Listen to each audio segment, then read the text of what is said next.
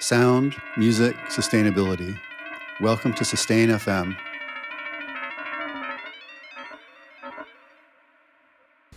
All right, welcome to the show, Sustain FM. I'm your host, Steve Williams, and today on the show, I'm happy to have Robert Willim, no relation, it kind of sounds the same, as a guest. Robert's an artist and researcher working at the interplay between art, research, and dialogue. His practice explores imaginaries, media-related practices, and human experiences of technology.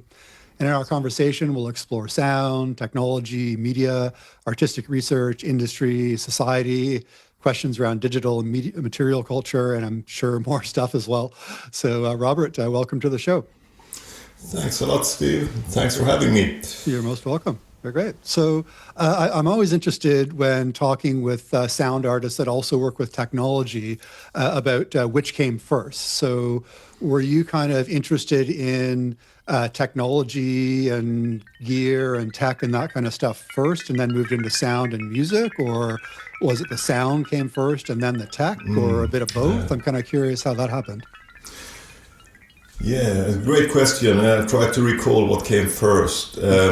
I mean, sound, for me, it's always been connected to technology in a sense. Yeah, of course, I've been sort of interested in sound per se, but I think I approached it quite a bit through technology when I was young. I mean, the usual stuff, playing around with tape recorders and overdubbing, and also one of the first computers I got was I first had a Commodore 64, which I didn't do so much sound with, but then I had an Atari 520 with the first sort of sequencers available then, and together with some friends we bought some synthesizers and tried to sort of, so that was basically I think how my interest in sort of dealing with sounds more sort of hands-on emerged.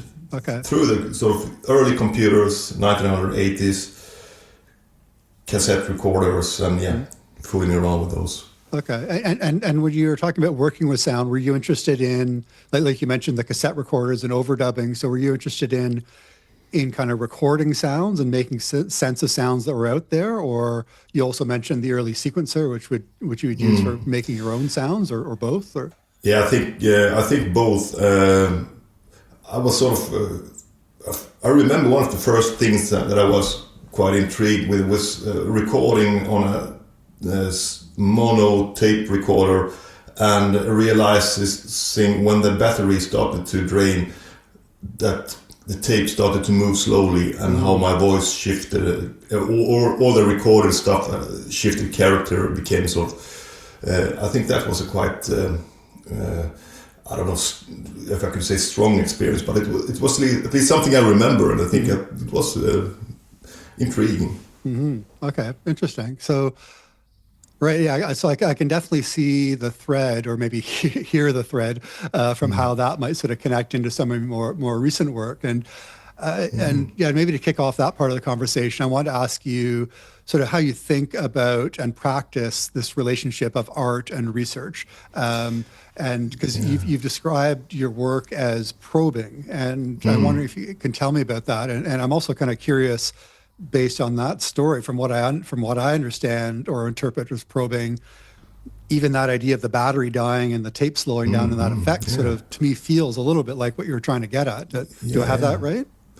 Yeah, but I think you're at something there. I think the way I can orient my attention towards the sort of the very means of practicing either arts or research is sort of hitting maybe in that small anecdote with a battery draining, because what would be the equivalent today when we have all of these different equipments or processes and methods around us, to see where do they sometimes break or glitch, and how can you sort of learn from that.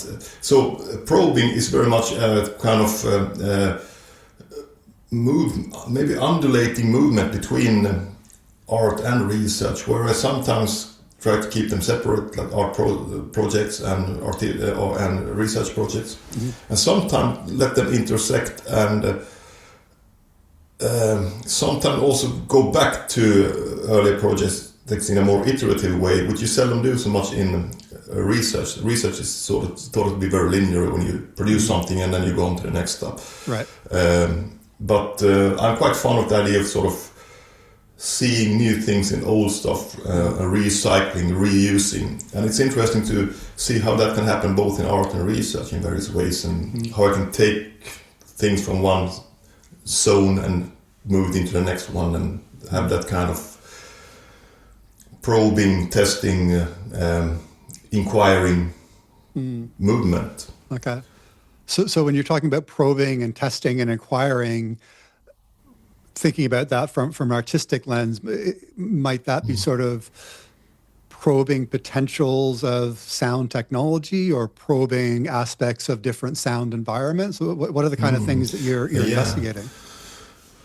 Yeah, I think what I've been dealing with the last decades is looking at emerging technologies in various ways, from a research point of view, but also from an artistic point of view. So way back when everything dealing with this was called like new media art, until today when it's more dispersed.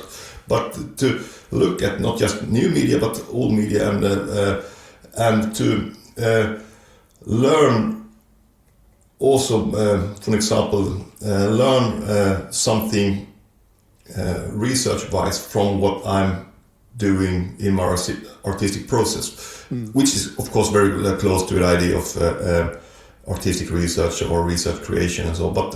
But sometimes I just want to go into an art project and, let's say, focus very much on the setup and the configuration of something, and then start reflecting on that and say, okay, what can I learn from how this very configuration, this very hands-on dealing with stuff, what can I learn from that when I bring in that into my research and connect it to theory or concept development and so on. So some of my concepts which I've developed recently in my research actually comes a little bit from some experiences I had while configuring art projects or working with that. Okay. Interesting. So that's actually a good lead into another question that I wanted to ask is, so the show and this podcast is about sound and music and sustainability. And one of the things I'm interested in with some of your work, both the artistic side and the research side, is how you seem to be connecting environmental sustainability and social sustainability through financial and monetary issues, and your concept of ambient assets seems to bring together kind of those metaphors of sound and money. Is that an example of how the art and research are kind of cross-pollinating?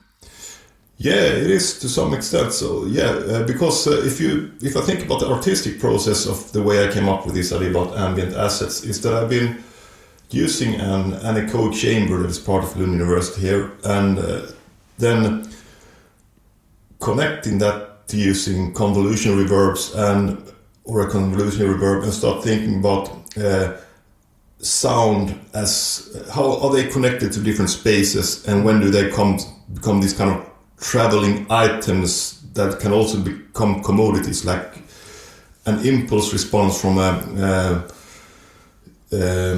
somewhere that is used in a convolution reverb that is sent via various kinds of networks, electronic networks, and exchanged by people. That's a kind of asset in itself. So I think that is quite intriguing, how the very acoustics of a space can become an asset as part of sort of a kind of commodified landscape or mediascape. Right. But also I connected it to one of my the concepts I developed in my research, which is called ambient consumption, which is a way to understand that consumption has been more or less atmospheric ambient in our. I mean, when you and me are sitting here in our various parts of the world, and we are sort of consuming by just being in this setup where we subscribe to stuff, and we have to do that in order to just interact using this kind of media and electronic means and digital means. So that kind of ephemerality of consumption, while at the same time is very physical because it's based on all of these infrastructures. I think that kind of interplay is interest. So that's what I try to explore both in art and research, and using this kind of term, ambient consumption, ambient assets, and so on. Okay, interesting. So I want to explore that a little bit further, but maybe just for people that aren't necessarily familiar with a sound background, could you talk just a little bit about what that, I can never pronounce it, the anechoic chamber, anechoic chamber, and also what convolution reverbs are? Absolutely. An anechoic chamber is it's a very closed room, a simulation of a very open acoustic space. It's a way to use an insulated room in order to simulate the acoustics of a totally open space, like being out in the suspended up in the open air. Okay. And it's been used it's been used in technology development in various kinds of industries, in research, but also by a number of artists. I think John Cage and other ones have had these famous experiences in an anechoic chamber, so where they sort of because it's a very sort of claustrophobic room while simulating a very open space, acoustic space. So it's interesting in that sense. Okay, and then a convolution reverb. It's a way to record the acoustics of different spaces or equipment and so on, and then leave out the sort of the sound that is used as a kind of that is audible, and what is just left is then the reverb, the kind of acoustic characteristics of a space or some equipment, which can then be applied to different sounds. Right. And I think it's quite common in many of the platforms and used in software, and it's used in various ways. Right. Yeah. I mean, it's interesting concept. One of my friends and colleagues in Berlin, Felipe Vreschi, he calls, when he uses that, he talks about this idea of creating impossible spaces, where being able to take a sound of a bird that's very recorded in close proximity, and then place that bird into a cathedral, or create spaces that are actually geometrically impossible to exist, exactly. But you can actually create that through those responses. Yeah, exactly. You can easily evoke some kind of surreality through that kind of equipment by combining sounds and acoustic environments in unexpected ways, I guess. So connecting back to for a second to some of my work. So as you know, I've been working, doing a lot of research on hydropower and sound. And one of the reasons why I'm interested in that is exploring how sound is made. And by made, I mean sort of like physically created, like the actual sound waves being generated and perceived, which is often very far from where power in terms of political and economic power and decision-making happens. Is that kind of related to how you conceive of this idea of sound happening somewhere else? Does that resonate with you? Yeah. I think I'm quite interested in the way sound travels, or how it's transduced, how it moves from different settings. So this very example of using this concept ambient assets is probably a way to sort of replacing sounds and see what happens. And in today's media scape, it's hard not to deal with the sound and in some way come in contact with those kind of thoughts, because all kind of streamed audio is very much about this strange instant replacement or transfer of sound, which is a kind of extension of broadcast sound before, but which becomes even more strange, and while becoming also kind of the new ordinary, will be the way sound is generated through various kind of AI based media, where you have this kind of synthetic sound which it's very hard to say, okay, what is the space of that sound? Let's say something that can imitate a sound based on all of these other sounds that are out there in databases. And when that new synthetic sound, is that comparable to the way earlier synthesis method was sort of imitating a guitar, like with additive synthesis, whatever? It's just an extension of that. What is it? It's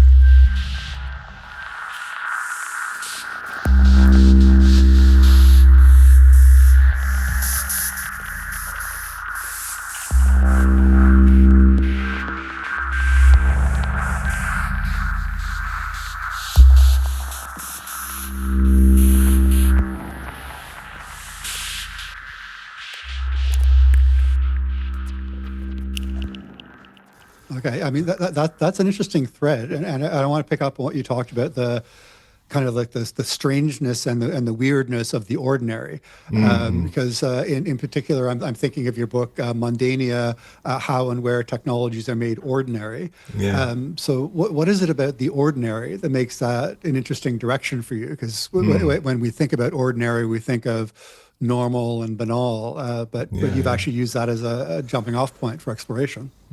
Absolutely. I think that's extremely valuable to look into the seemingly boring and routine and banal, and find sort of gems of insight through that, because often these very small things, everything from power buttons to small elements on the screens or small sounds, can sort of open up to very large issues and huge processes and important stuff, everything from ideology to power relations to sustainability, whatever.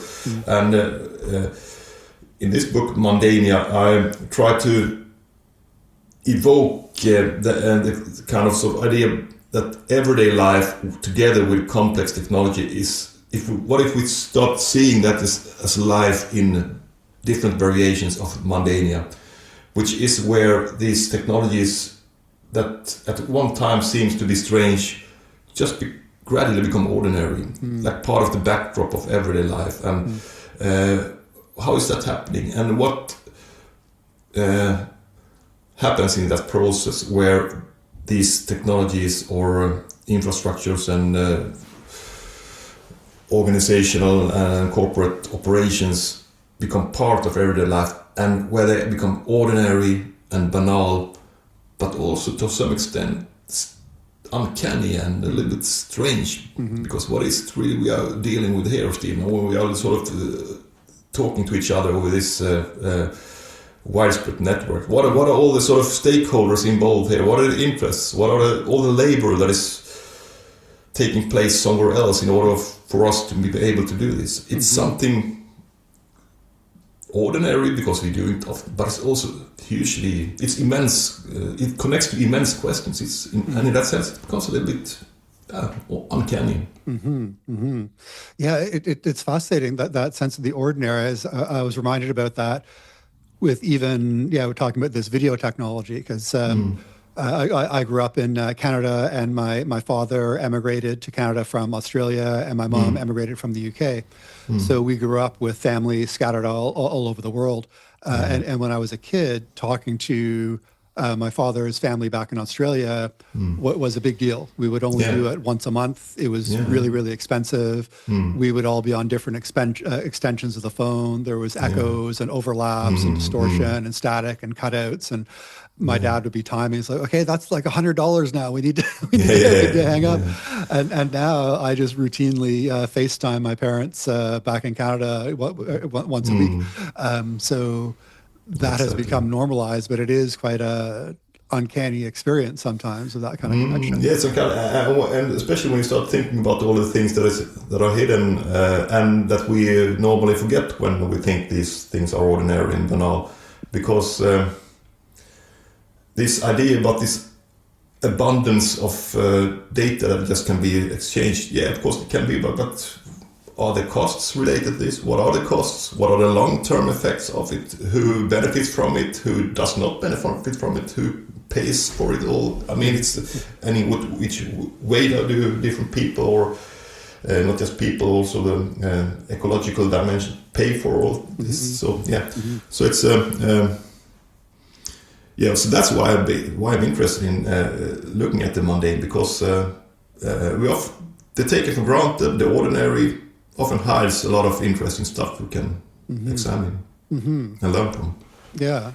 And I think that the technology is an interesting kind of thread that runs through that, because I think another area of or aspect of technology where some of our interests overlap is how tech can extend our perceptions and sensors. So, in my own work, I do this a lot with cyborg, in the Donna Haraway sense of cyborg instruments, connecting with light and touch and plants and radio and electromagnetic sensors and so on. To really sort of, both through the artistic work and some of the more participatory work I do, help people literally broaden their senses and experience the world in a different way. And from reading some of your work, you've used the term techno-sensory perceptions, which, by the way, I think would be a great title for a techno track in that area. So what do techno-sensory perceptions give you? What does that concept give you? What does that give your listeners or your audience when you're using that artistically?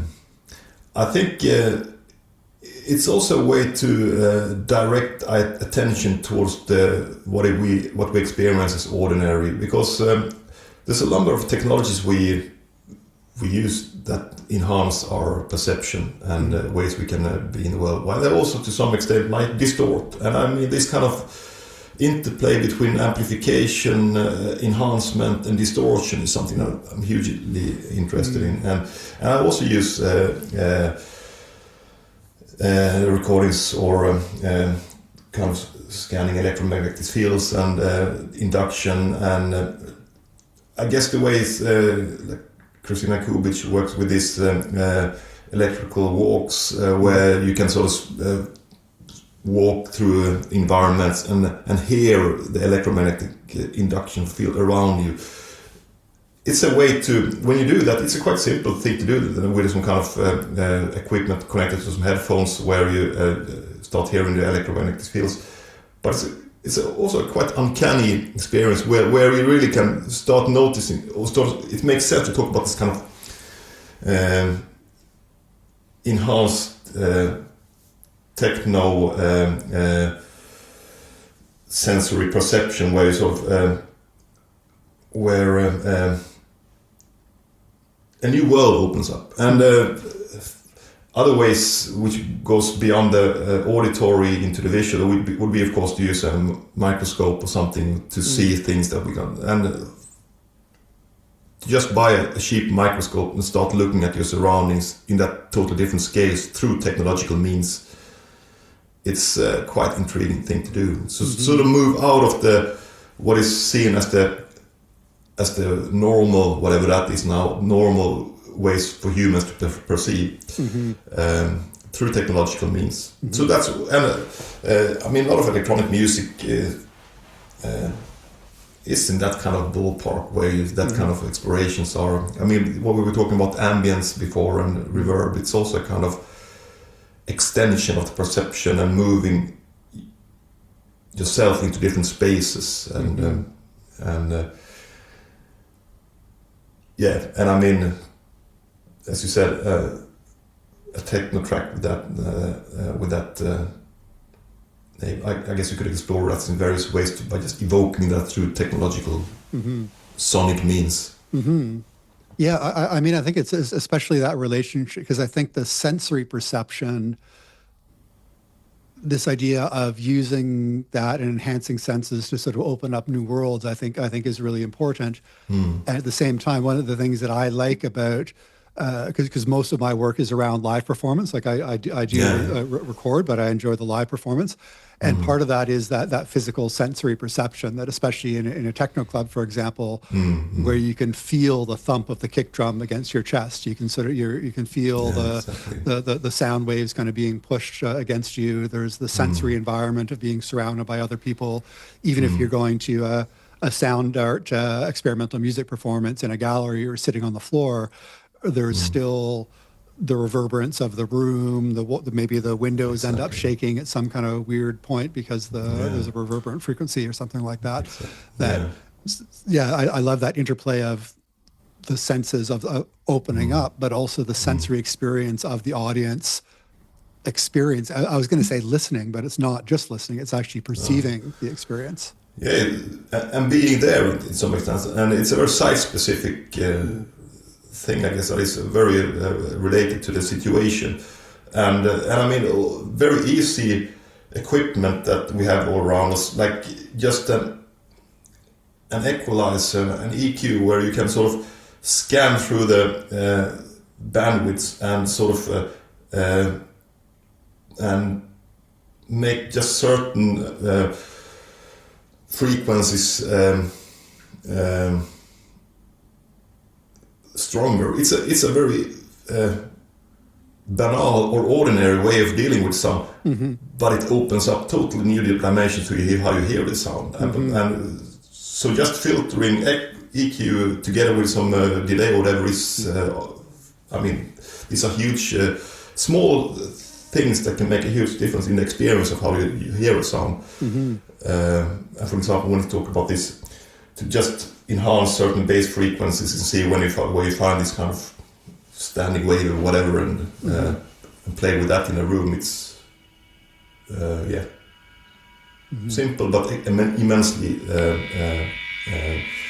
interesting and intriguing.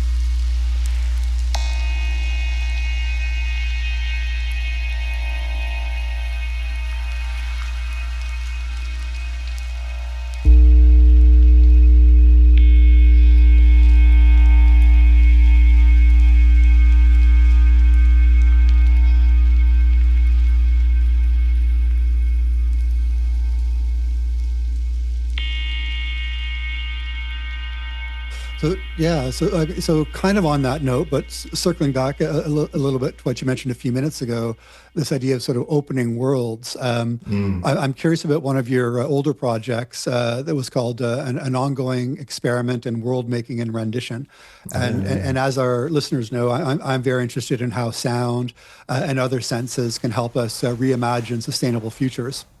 So, and I've been experimenting with that. So I'm very curious.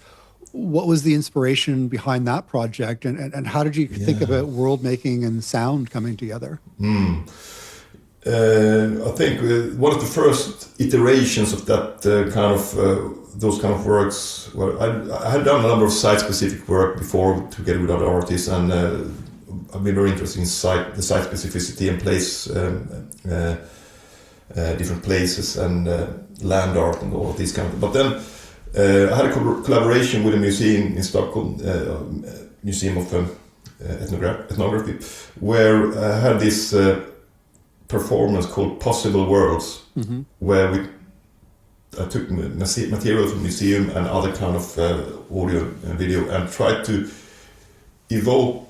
We started to think about, okay, what kind of world is an ethnographic museum, which worlds does it open up to? It has this problematic, somewhat problematic history connected to how you take things from other parts of the world and integrate it in the museum, and I'll call it ethnographic art and so. But it also has this strange science fiction or like sort of dimensions to it that. So we started playing. What if we see this kind of museum as more as a opening up, world-making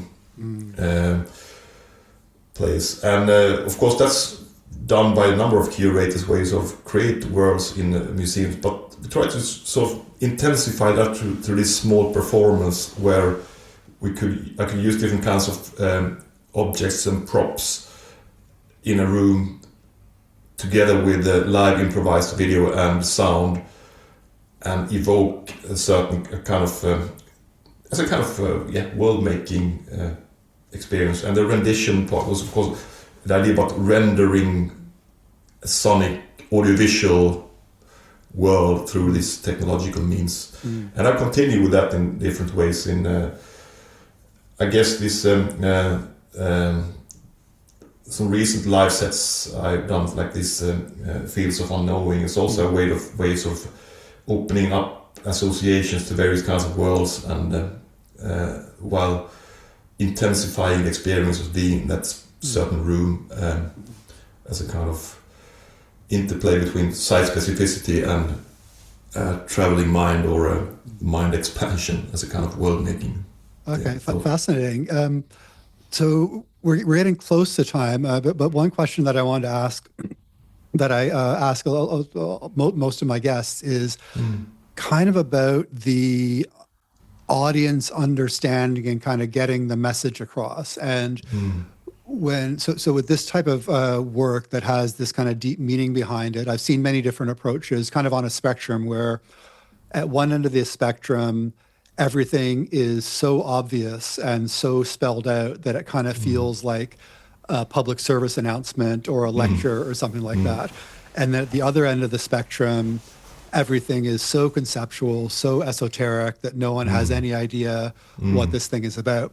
And what I'm interested, and it's usually kind of somewhere in the middle there, but what I'm interested in is from your side, how important is it for you that the audience is sort of understanding and engaging with the conceptual framework behind the pieces, as opposed, or maybe not as opposed to, but because I imagine it's possible for someone to attend one of your performances and really engage and dive into the aesthetic, acoustic experience, even if they're not connected to the conceptual piece. So I'm just wondering your thoughts on that spectrum. Yeah, I try to see it as a kind of layering or a kind of different levels, where I try to think at least that the audience should be welcomed into this work in a way where you don't have to read my books or my stuff or know about the concept in order to get a hopefully strong experience. And so the works per se are not conceptual in the sense that they are just a circle on a white canvas. It's more sort of, it should be, even if it's minimal, it should have some strongness in it, and some strength in it, and but it's also it should be possible to go into the kind of rabbit hole, which, I mean, the idea about thinking about Mundania, it should be quite easy for someone to get a hunch. Okay, Mundania, could be this, but it should stay a little bit blurry, and that kind of blur also invites for own interpretations and how you can sort of position that in relation to your own life. And if you look at many of the things I've done, both visually and sonically, I play quite a bit with several layers about figure grounds, alterations, blur, and so on. And through that, play with a sort of the abstract becoming concrete and the figurative moving in different directions. So it should be something intriguing, and especially when we connect it to a quite, hopefully, inviting concept. You can start, your mind can start sort of wandering in various, and you can, yeah. Many have said it's a little bit sort of meditative, or have this kind of that kind of quality, and that's right. I like the idea about meditative, and at some extent also then somewhere around being precise about some things. So this kind of sort of move, yeah. So I think that kind of move, and one thing is important to say, part of this, it should be an exploration for myself too. I think that's what the probing idea is, that as long as I learn along the way, and I'm not sure exactly what I'm doing, that's what makes me going, and hopefully also my audience or people who encounter what I'm doing also find that inspiring, this kind of open-endedness. Right. Okay. Interesting. Okay, great. Well, thanks so much for taking the time to chat. And as usual, we close the show with a recording of a live performance. And you actually mentioned a couple minutes ago that piece, Fields of Unknowing. Can you set this up for us? I'm curious, where was this recorded, and what are we going to hear? Yeah, this specific recording is it's from one iteration of this Fields of Unknowing, which is based on live improvised electronics and sound together with poetry and some kind of storytelling, which hopefully opens up associations in different ways. And it was recorded a couple of years ago at the festival Intonal in Malmö in southern Sweden. Okay, great. Well, yeah, we're looking forward to listening to that, and thanks again for taking the time. And for our listeners, please be sure to check out the show notes for links to some of Robert's work. We'll have a link to that Mundania book and his website, so you can find more information on that. And yeah, thanks again for your time, Robert. Thanks a lot. Really nice talking to you, and nice being part of this. Great. Thanks. You're welcome.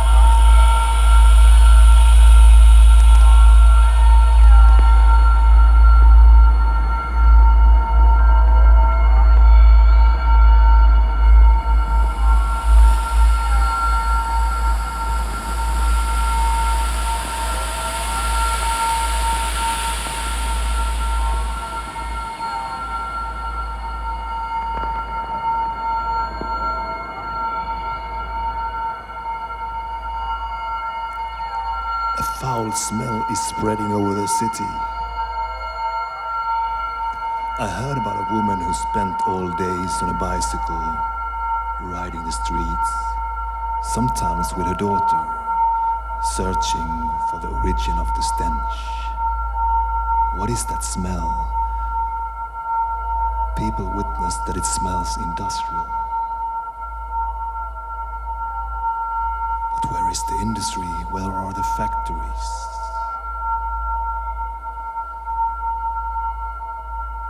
This is a knowledge city ready to serve you. Smooth services, brain power does not smell. The third, the fourth industrial revolution.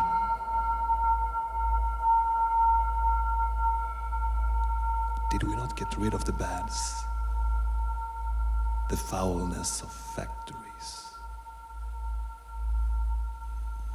I remember the paper mill of my childhood, the belching smokestack like a totem pole, the stench of sulfate. The older people said that it smelled like money. They liked the smell. But now there is a foul smell, but we cannot find the source. Does it come from the place down in the harbor? With the huge tanks and all the winding pipes. The shining ships coming in. What are they doing down there? What are they making? The stench. Does it come from the east? From the west? Where does the wind blow? Close your doors and windows if you are in the direction of the wind.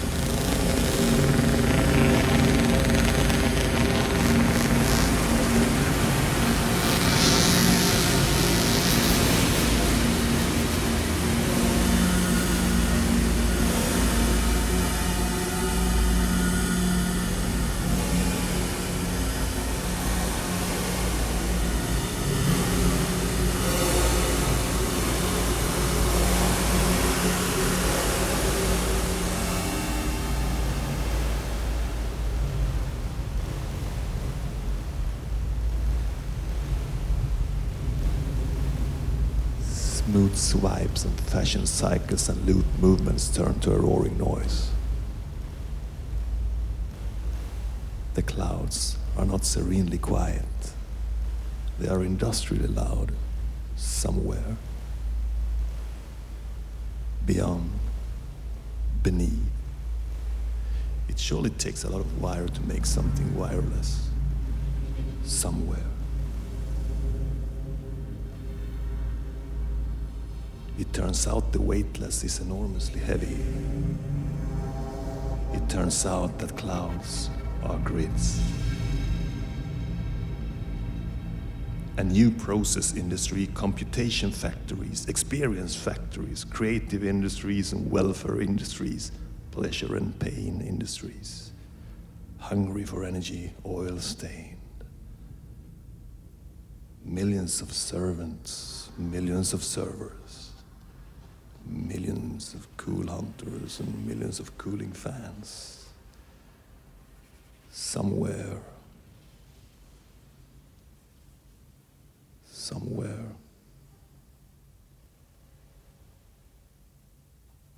somewhere.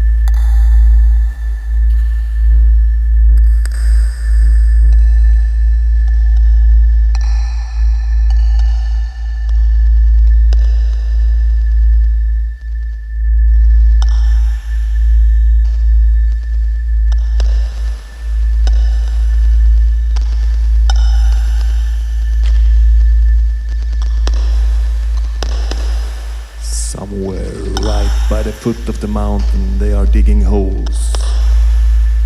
The sound of shovels and wide-spectrum air filtration systems. The prophets of connectivity are building bunkers, upgrading or downgrading, digging themselves into a hole in search of the bedrock. To build futures among the fossils in isolation. Small men in large suits waiting for the big one.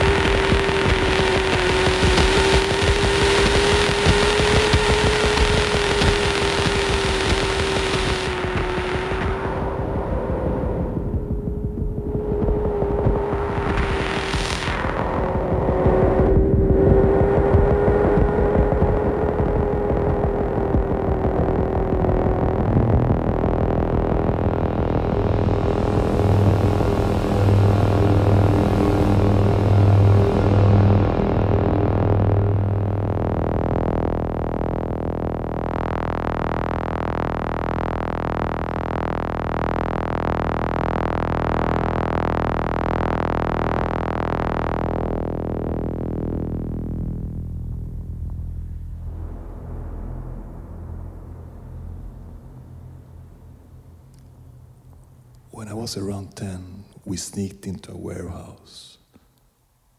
This was industrial land, belonging to the paper mill of the small town.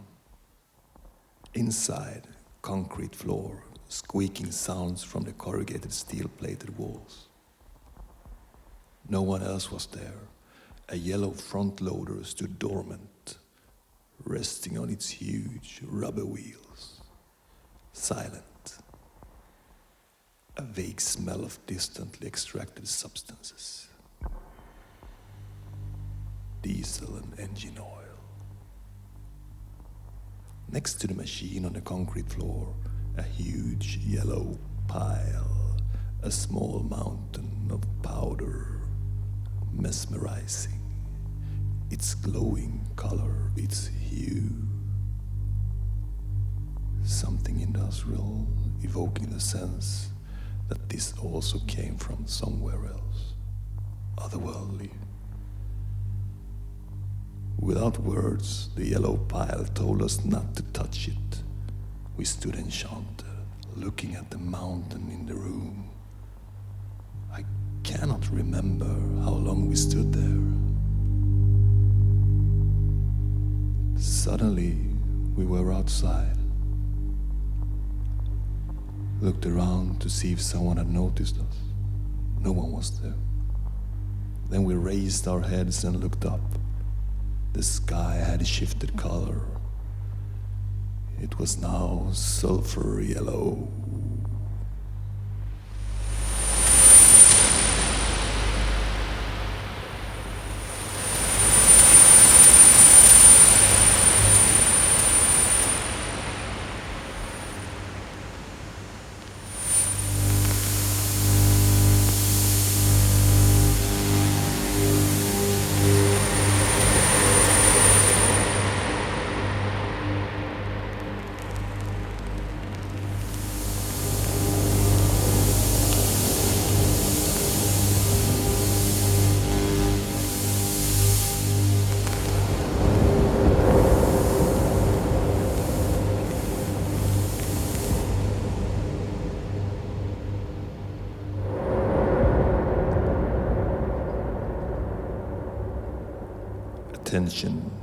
Attention economy, ad creep, fad, spectacular mundanity, ambience on offer.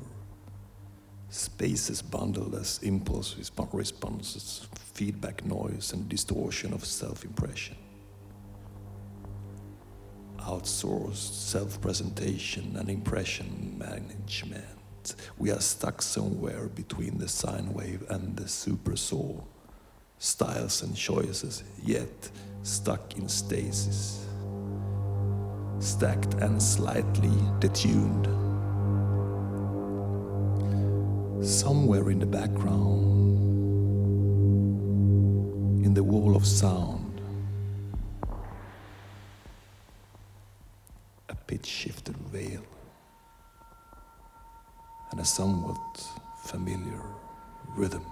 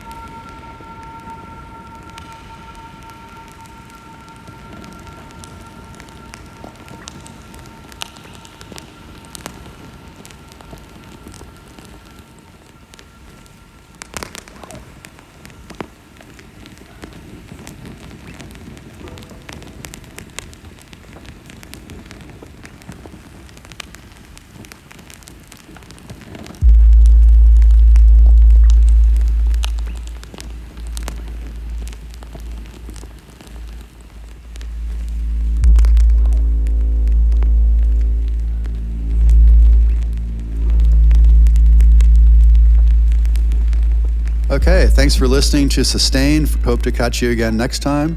Be sure to sign up for our email list on our website, sustain.fm. Follow our Instagram, also sustain.fm, and get more info on the radio show, in-person events in different cities, live streams, and more. All right, until next time, see you on the dance floor.